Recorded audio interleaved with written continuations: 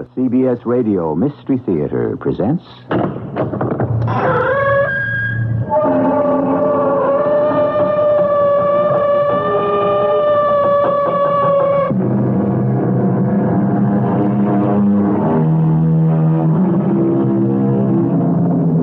Come in. Welcome. I'm E.G. Marshall. Dostoevsky defines man as a being who can get used to anything. But, he adds, don't ask us how we do it. Perhaps one of the hardest things for us to get used to is also one of the most obvious, that we are responsible beings who must accept the consequences of our actions. How hard it is to do that sometimes. Imagine, then, a situation where you are asked to accept the consequences of an action not of your making. And imagine further that it is a matter of life and death.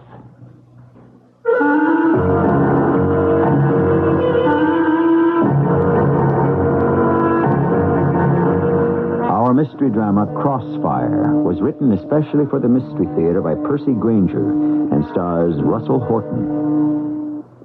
I'll be back shortly with Act One.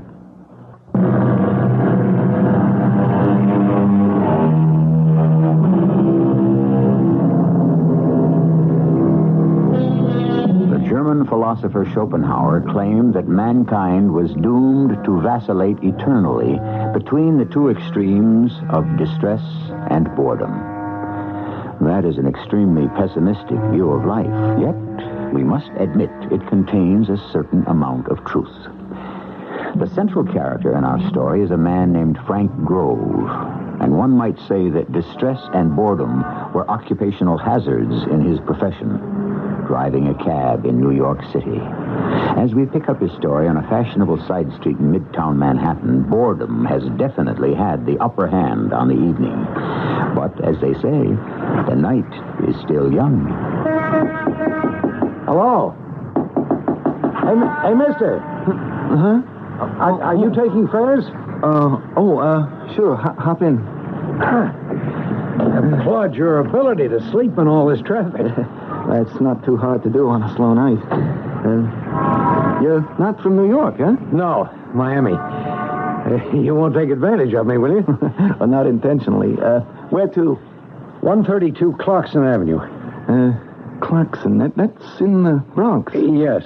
The South Bronx. It's not a very safe section of town. Look, I've tried 3 drivers already, and none of them would take me there. I have to be there by 8:30. If you won't take me, just say so. No. Just so long as you know what you're doing, all I have to know is where you're going. You, ever been up to this area of town before? No. You can see a lot of the buildings have been burned out and abandoned. Yeah. I guess you could say it was instinct. Hey? What was? Well, my decision to drive you up here. After a while in this line of work, you develop instincts about people. You have to if you want to avoid trouble. And I struck you as a harmless type? Oh, yeah, you could say it that way. Oh, no offense meant. I won't say it isn't strange, however. I mean, I think to myself, I'm not trying to pry, but I think to myself, what kind of business could this guy have up here? I pick him up in front of one of the classiest hotels in the city. He's wearing good clothes. Look, isn't that Clarkson Street right up there ahead? Oh, yeah. Hey, sorry, I guess I'm talking too much. Oh, there's 132. Hey, are you sure you got the right address? That building looks deserted. How much do I owe you? Oh, $8.35. Oh. What's the matter? This is embarrassing. I don't have my wallet. I must have left it at the hotel. You don't have any money on you? No, only some change. Look, mister, I normally don't do this, but if you want to write out a check, I'll... Look, just wait here. I'll get some money from the person I've come to see. Now, listen, it's all right. I'd rather not hang around. I'll tell you what, I'll give you a card with my address, and you can mail Just me... hang on, okay? It'll only take a minute. Hey, mister! On a slow night, everything goes wrong. Boy, this area looks the way Berlin must have after the war. Did you, you get the money okay? Get us out of here quickly. What? Come on. Go, move. What's going on? Take me back to the hotel where you picked me up. Hey, mister, look, there's the matter of my... Never mind that. Look, I got plenty of money. Well, I thought you weren't carrying any cash. Just get going.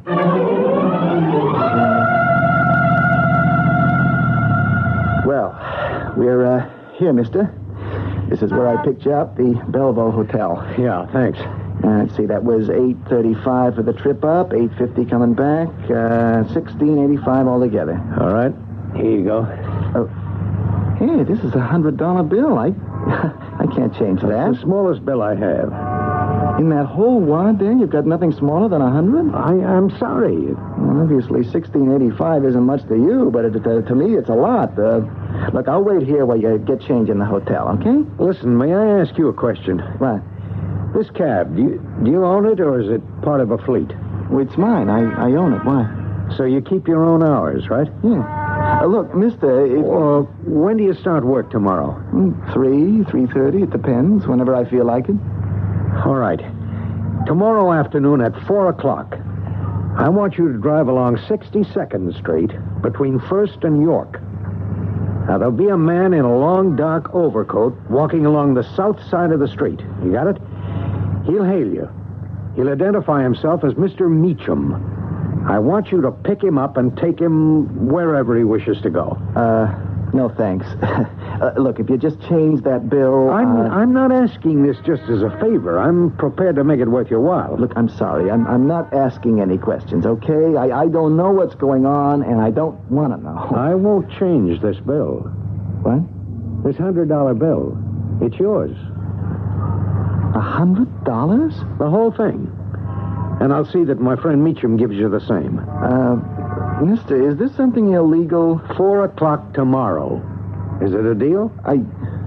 Hey, I'm sorry, but I don't know what this is. You got to understand it from my position. I don't know what I'm doing. I mean, I don't know what the consequences are. Ignorance is bliss. And in this case, it's also $200. Well, why me?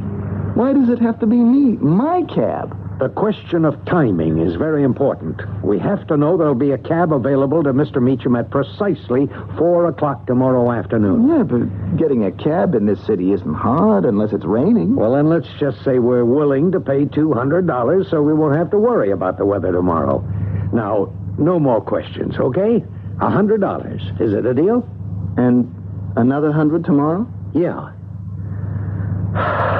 Okay, it's a deal. Frank? Oh, hi, honey. Oh, why are you home so early tonight? Did you have a fair in the neighborhood? No. It's only 10 o'clock. Aren't you feeling well? I gotta talk to you, Luce. What's the matter? I just made $100. 100? Wow. That's just it. I don't know. I pick up this guy in Midtown, right? Yeah. Nice-looking businessman type, well-dressed. I mean, real well-dressed. And he asks me to take him to this address in the South Bronx. We get there. It's an abandoned tenement. And he's got no money. No money? Yeah, to pay for the cab. All I want to do is get out of there, but he insists on going inside to get money to pay me. Now, 5 seconds later, he runs out, jumps back in the cab, flashes a roll of $100 bills in my face, and tells me to step on it. And he paid you $100? Yeah. And tomorrow he wants me to drive down a particular street at a certain time and pick up some other guy he says will also give me $100. What for? Just to drive him wherever he wants to go. Oh, you're not going to do it, are you? What is their plan to hurt you? Why? Well, you could identify the man you drove up there now, couldn't you? Of course. Well, that makes you a witness. Hey, you're right, Luz. You know, I'm going to do what I should have done the minute I walked in the door. Call the police. Oh, no. But they have to know about this. They have to check out that building. No. We shouldn't get involved. We are already involved, whether we like it or not. I took the guy up there. I accepted this $100 bill. No, Frank, no, please, don't call him. Now, we have to, Lucy. It's our responsibility as citizens. Operator, get me the police.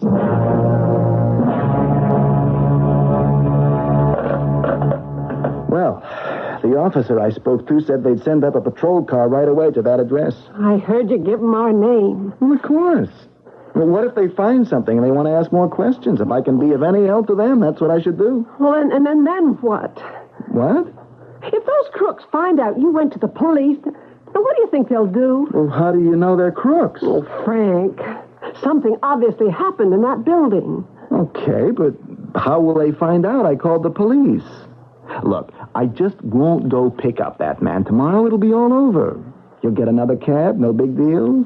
And if the police don't find anything wrong up there, I'll get him myself and make us another $100 without having to worry or have a bad conscience, okay? Okay. And in any case, we're $100 richer. Nothing to worry about. Hey, let's get our coats and go down to the Tyrolean Gardens for a late-night dinner with some of this money, okay? Who could that be at this hour? Frank, be careful. I'm scared. Now, calm down. Yes? You Frank Grove? Yes, I am. My name is Gilbert Stokes. This gentleman here is Jim Watson. We're with the police department. You police? Yes, ma'am. Detectives, plainclothes. Oh. What can I do for you? You are a cab driver, is that right? Yes. You went to 132 Clarkson Street earlier this evening, eh? Yeah. About 8:30 to be exact? Yeah. I remember the time because he was very definite about wanting to get there by exactly 8:30. Who was very definite?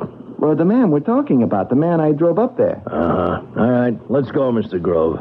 Well, my wife and I were about to go out to dinner. Do I have to come all the way down to the station? Yeah, I'd say so. Please don't get me wrong. I want to be all the help to you guys I can, but couldn't I just answer whatever questions you got here? You don't seem to get it, Mr. Grove. What do you mean? A guy was killed at 132 Clarkson Street tonight, and we're taking you into custody on suspicion of first-degree murder. A good conscience is the best pillow, goes an old proverb. If that is so, then Frank Grove shouldn't have a great deal to worry about. But then what is so is not always clear. Who, for example, could have predicted this turn of events? Perhaps Frank Grove is involved in something and just doesn't know about it yet. I shall return shortly with Act 2.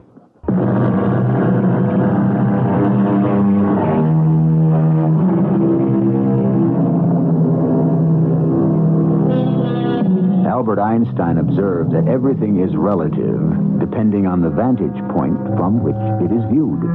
From our point of view, Frank Grove is an innocent man.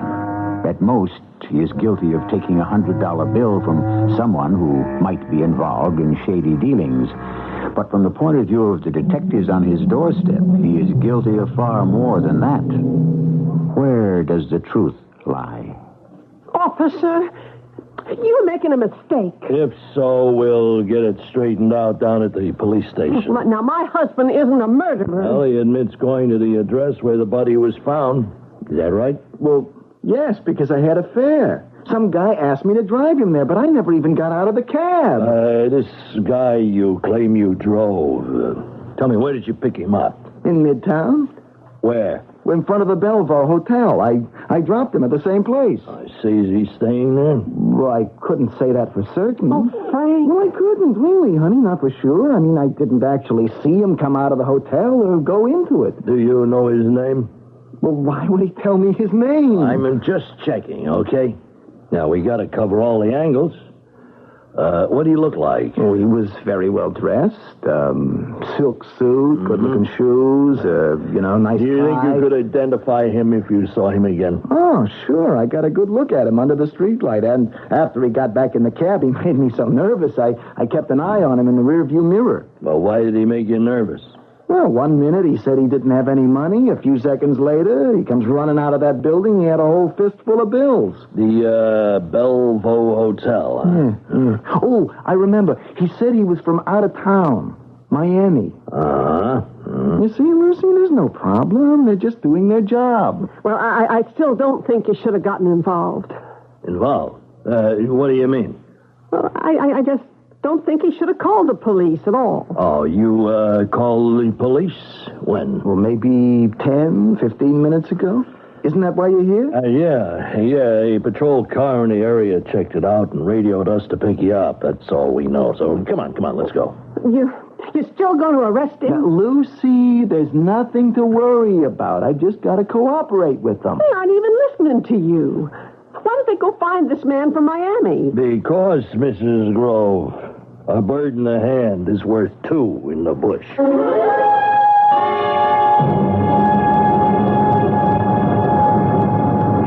It's kind of exciting getting arrested when you know you're innocent. It's a chance to see how you fellas operate. You think only innocent people get arrested, huh? Oh, no. I just meant Hey, where are we going? There's the police station. You just passed it. Yeah, that's right. Where are you taking me? Your wife had a good point, Mr. Grove. We ought to find your passenger. Oh, so you do believe I took someone up there? Oh, of course we do. I don't get it. You don't have to.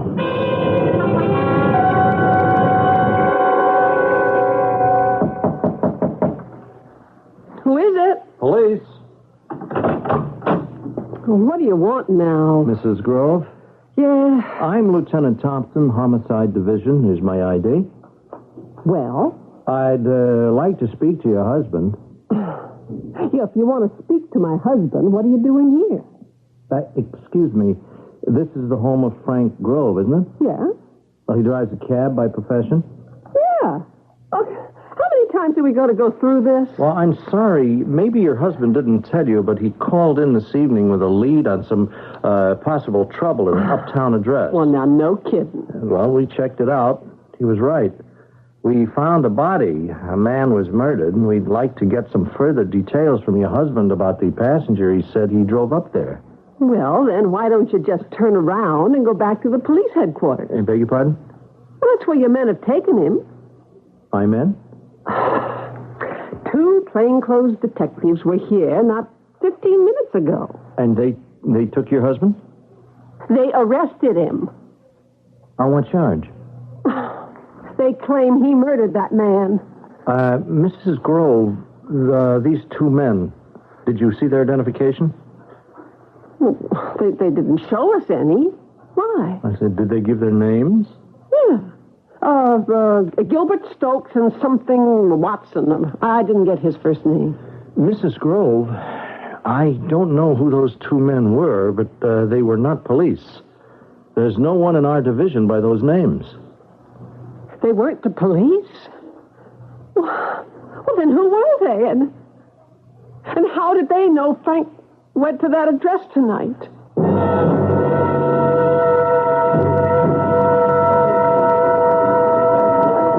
This is the place?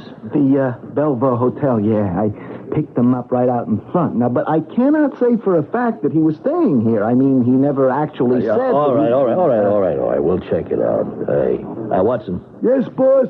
You'd better go back out and stay with the car. It's in a no parking zone.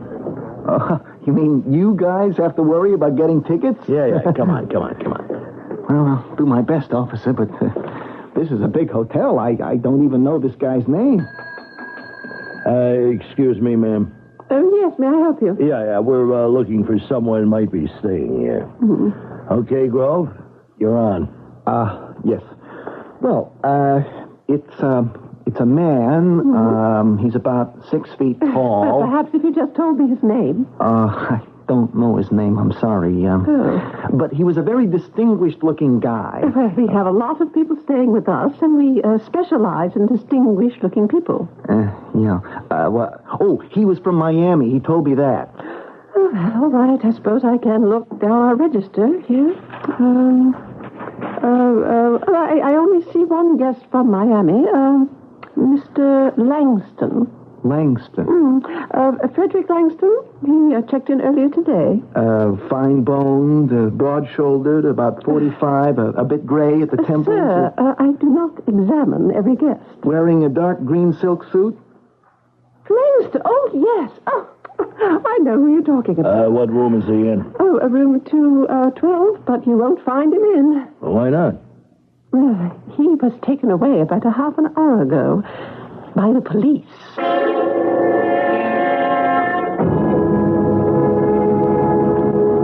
Get in, Grove. You find him, boss? The police got him. The police? What for? I don't know. Look, can't we just go down to the station and get this all cleared up? You shut up, Grove. Yeah, but if the man we're looking for is already in custody... Forget it, all right? Sure, I'm sorry. I guess you fellas know what you're doing. Yeah. Go on, beat it. Huh? Go on home. Well, I thought I was under arrest. Yeah, we don't need you anymore. Oh, I'm sorry. Hey, maybe I could still help you. How? This Mr. Langston asked me to pick somebody up tomorrow afternoon. Oh. Somebody named Meacham. Does that name mean anything to you? Where are you picking him up, huh? Oh, on 62nd Street between York and 1st at 4 o'clock. And then what? Well, I'm just supposed to take him somewhere, but I don't know where. Langston said Meacham would tell me once he was in the cab. Langston gave me $100, which I guess I should have told you right away. I didn't mean to withhold evidence, but... Will you just forget it? Just keep the money. This gives us a second chance, don't it, Watson? Yeah, if we know where Meacham's going to be tomorrow. No. He wouldn't cooperate with us. We'll let Mr. Grove here pick him up and lead us right to what we're after. Hey, we can't let him go. Remember, he said he called the cops. Shut up. The cops will have been to his house by now. His wife will have figured out what's going on. What is going on? Just relax, Grove. Hey, you guys aren't cops at all, are you? Who are you? How did you know that I was the cab driver who drove that man up to Clarkson Street? How do you think? You must have been there. You got my cab number and then got my name and address from the dispatcher. You were inside that house. You're the guys Mr. Langston ran out to get away from, but then you must be the guys that murdered that man. That's right, Mr. Grove. What are you gonna do with me? We're gonna let you go. Hey, Stu! Shut up, Watson. Mr. Grove here isn't gonna go to the police. Are you, Mr. Grove? Just bear with me for a minute, Mr. Grove. I'm going to paint a picture for you. Now, Watson and I are what you might call agents. We work for what you might call a corporation. You mean organized crime? A corporation, Mr. Grove. All right? Now, we are after something, and you're going to help lead us to it by picking Meacham up tomorrow. And every time you have the itch to call the cops, just remember, we're just a couple of small chips on a very large iceberg. Frank? Oh, Frank, you're home. Are you all right? Yeah. The two detectives that arrested me, they realized they'd made a mistake, so they let me go. Oh, you don't need to lie, Frank. I know the truth. What? I know those two men weren't police. Our real detective was here about an hour ago. Oh, I thought I might never see you alive again. How did you escape from them? Well, they let me go. Oh, thank the Lord it's over. No, it's not. It would be if I hadn't opened my big, helpful mouth before I realized they weren't cops. See, I told them about this guy Meacham I'm supposed to pick up tomorrow. So now they're going to shadow me until they get what they're after. Well, what are they after? I don't know. Oh, this poor Meacham. What do you think they'll do to him? Oh, it doesn't matter. They're all a bunch of crooks. Well, now, how do you know that? Because the police, the real police, have taken Langston into custody. Langston? Oh, yeah, that's the guy I drove up to Clarkson Street in the first place, the start of all this trouble. When we got to the Belleville Hotel, the desk clerk told us the cops had just been there and taken him away. Obviously, I've gotten caught in a crossfire between two gangs. Langston must have been on his way to make a connection with the man Stokes and Watson murdered. He realized something had gone wrong and ducked out before they got him, too. Frank, I'm scared. Are you going to call the police again? No, No, I have had it, being good citizen Frank. I'm going to pick up Meacham, take him wherever he wants to go, let him out, and get away as fast as I can. And let the lot of them fight it out over whatever it is they're after.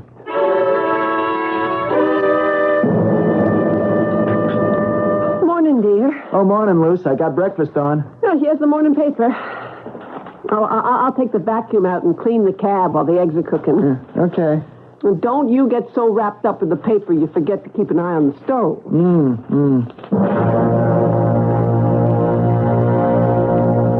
Frank? Huh? Did the eggs burn? Look what I found in the cab. A velvet pouch. Where was it?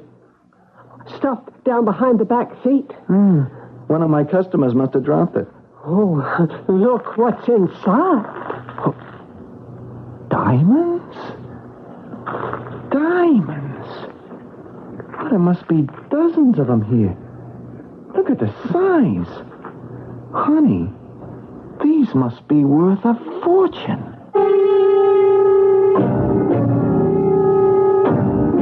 What people are ashamed of usually makes a good story, says a character in one of F. Scott Fitzgerald's novels. And by the same token, what people try to hide can also make an interesting tale. Is it safe to assume that we have finally discovered the object of all the mystery? If so, Frank may not be as close to extricating himself from his unwilling involvement as he had thought. Of course, the big question is, what will he do? We'll find out when I return with Act 3.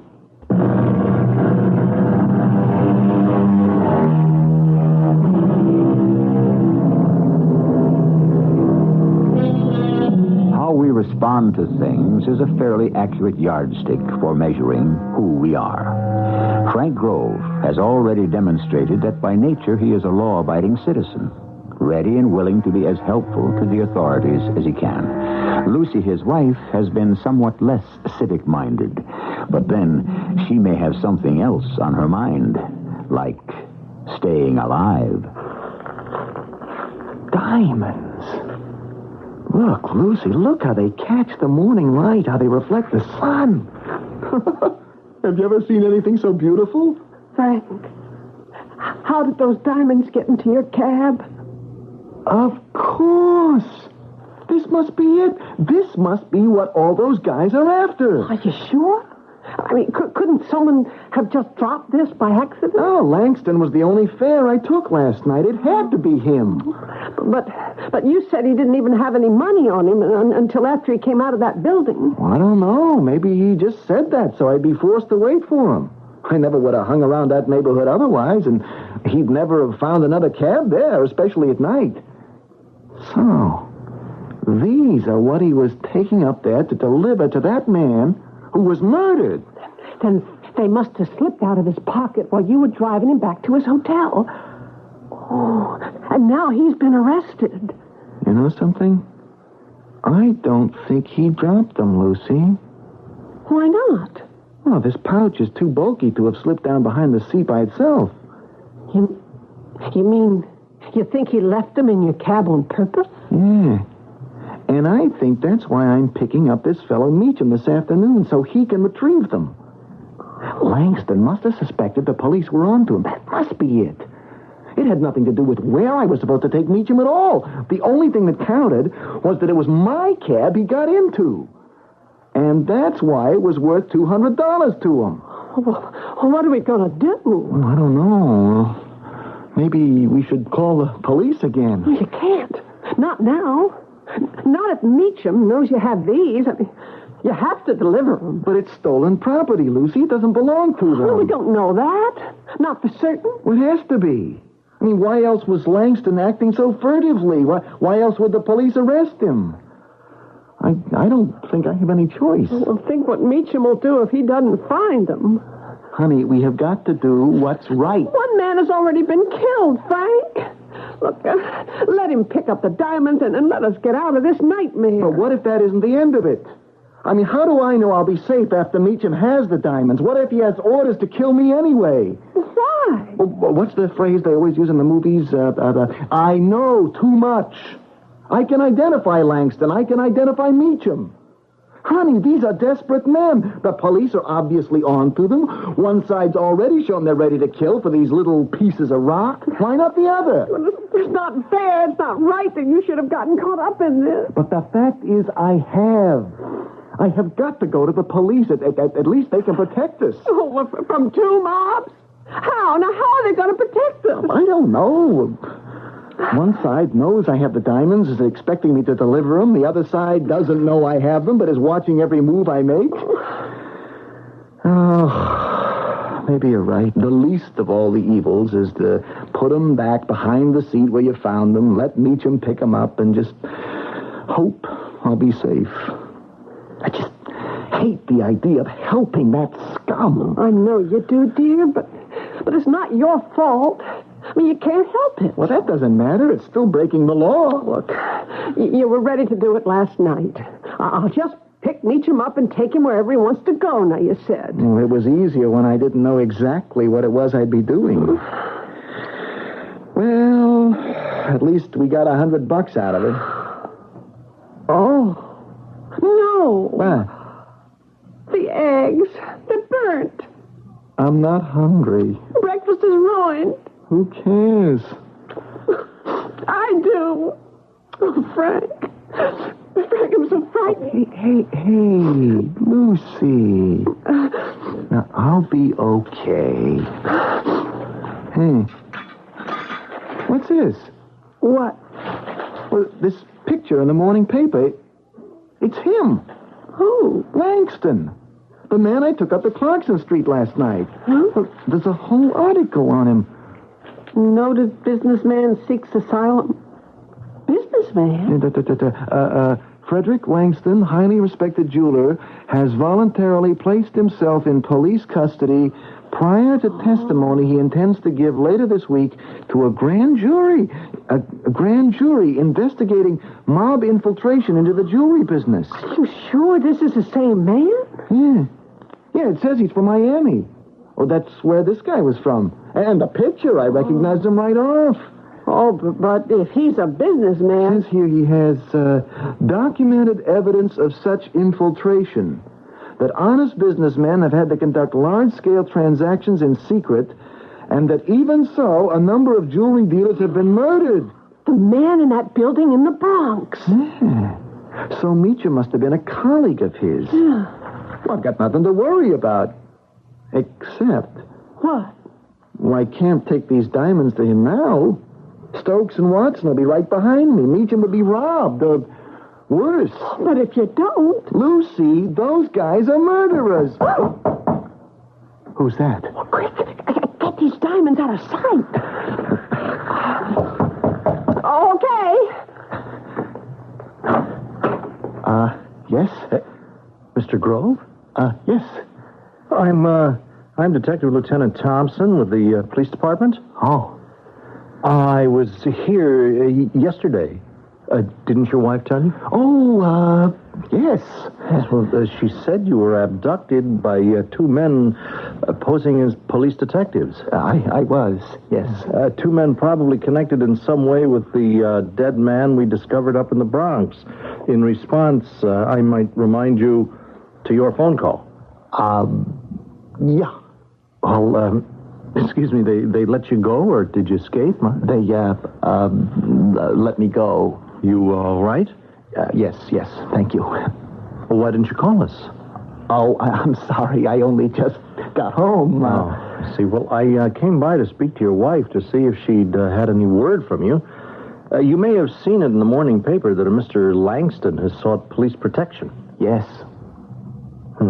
That was the man you drove up to the Clarkson Street address? Yes, it was. And the two men, the ones who abducted you? Oh, I think they're the men you're after. I mean, I think they're the murderers. They wanted me to take them to the hotel where I dropped Langston off. Well, obviously, we have to find them. Mm-hmm. Can you tell me anything about them? What kind of car they were driving? Well, it was dark. I didn't notice. Well, did they drop any clues about where they might be? No. When they found that Mr. Langston had been taken away by the police, they just let me go. And they said nothing? only that I wasn't any more used to them. I see. Well, thank you. I hope you don't think I'm withholding evidence. No. I'm sure you're being of all the help you can be. Good day, Mr. Grove. Thank you, Frank. I'm a coward. No, you're not. I should have told him the whole truth. Why? It's none of our business. Honey, an innocent man might get hurt. Well, we never asked to get involved. Innocent? They're no more innocent than those crooks, using you for their business transactions, off which they'll turn a very nice profit, thank you very much. Langston had no right to involve you this way, against your knowledge. You could have been hurt. You still can be. I know. I'll just put the diamonds back in the cab.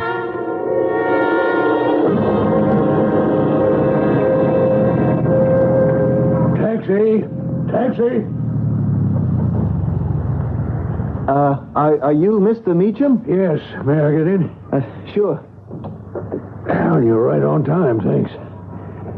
Your friend last night said I was supposed to take you somewhere. Yes, just start driving, if you would, please.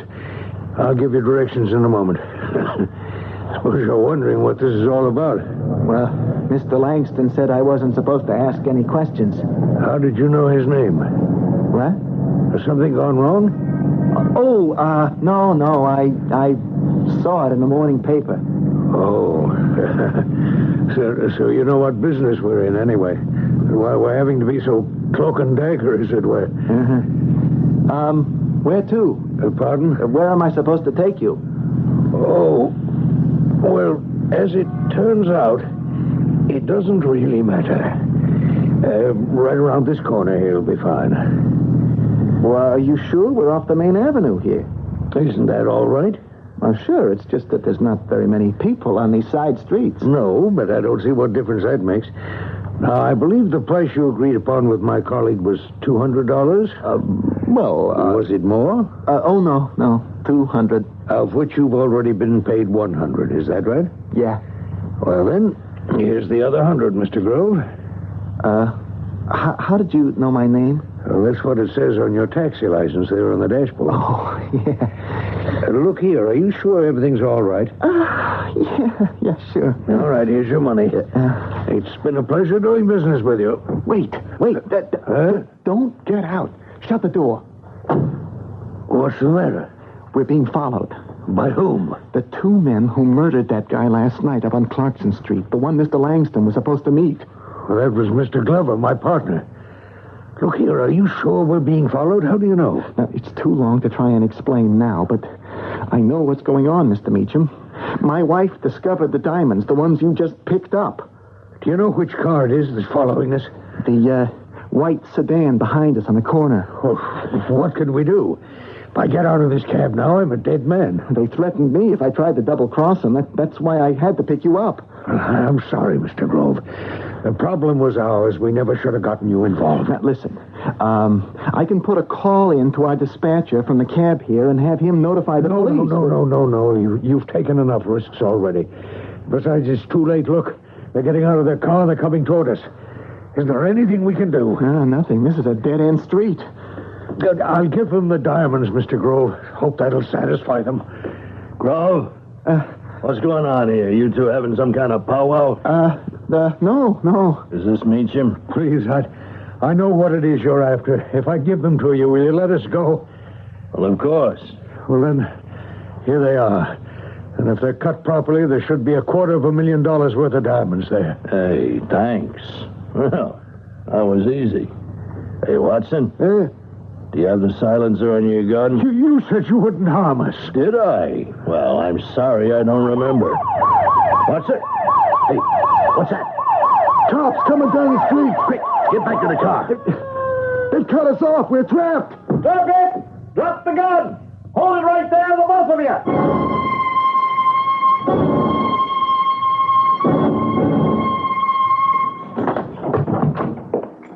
Lucy?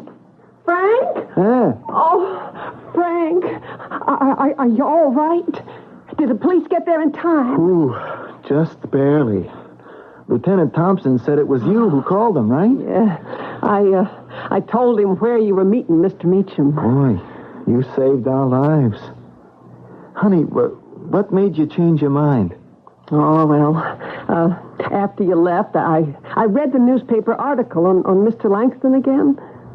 And I thought, if he's not afraid to testify against those mobsters, then we shouldn't be afraid either. Lieutenant Thompson told me that Langston's testimony will create enough publicity that we won't have to fear reprisals. Hey, what's this? What? How come you're all dressed up? Oh, well, in case you'd forgotten, you asked me to go out to dinner last night. Did I? Yeah.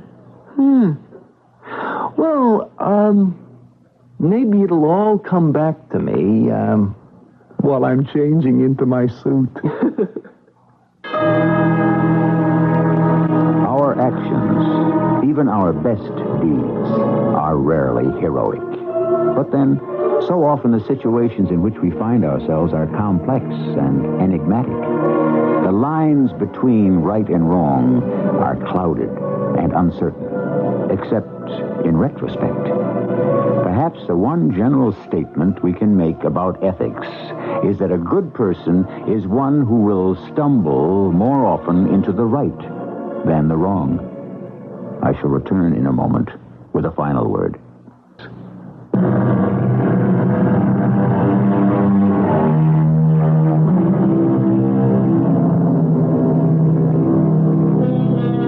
To know what is right and to be afraid, and yet to act upon your knowledge, that is the mark of a great person. So wrote the French man of letters, André Gide. It is interesting to realize that as Frank and Lucy Grove struggled with the dilemma that confronted them, not once did either suggest they simply take the diamonds for themselves.